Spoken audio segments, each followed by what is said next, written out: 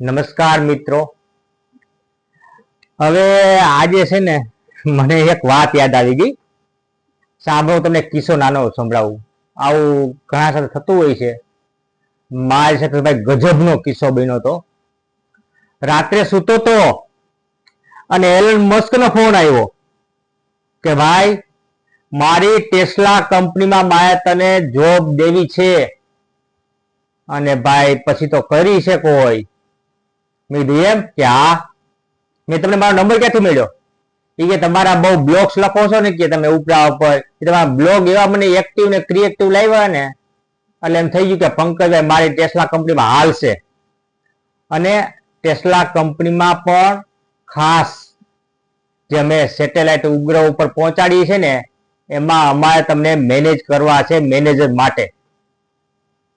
જો આ ઓફર તમને સ્વીકાર્ય હોય તો અમેરિકામાં આવી જાઓ, તમારી જરૂર છે અમારે. અને પગાર તમારે નહીં બોલો, અમે ચેક લખી નાખશું. મેં કીધું ઠીક છે, મને એમાં ઇન્ટરેસ્ટ પૂરેપૂરો છે. તો મિત્રો, તમે શું કહી રહ્યા છો? ટેસ્લા કંપનીમાં જવાય ખરું સ્ટાર લિંક ની અંદર?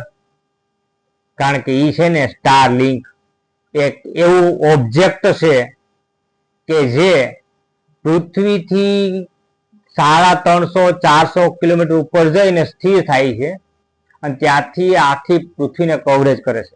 કારણ કે આપણા બધાના ફોન એટલે અમેરિકાનું ક્ષેત્રફળ હોય છે, પણ આપણા બધાના વિસ્તાર આપણી ઉપર અને એ લોકોનો તેની ઉપર, અને એ આખી પૃથ્વી પર ક્યાંય પણ ભ્રમણ કક્ષામાં મૂકી શકે છે. તો ફોનને કવર કરવા માટે, સંદેશાની આપલે કરવા માટે ઈ સ્ટાર લિંક એનો ઓબ્જેક્ટ એમાં મને મેનેજર સિલેક્ટ કર્યો છે. તો સાહેબ, હું તમારી ઉપર છોડું છું મને જવાબ આપવામાં જવાય કે કેમ. ઓકે,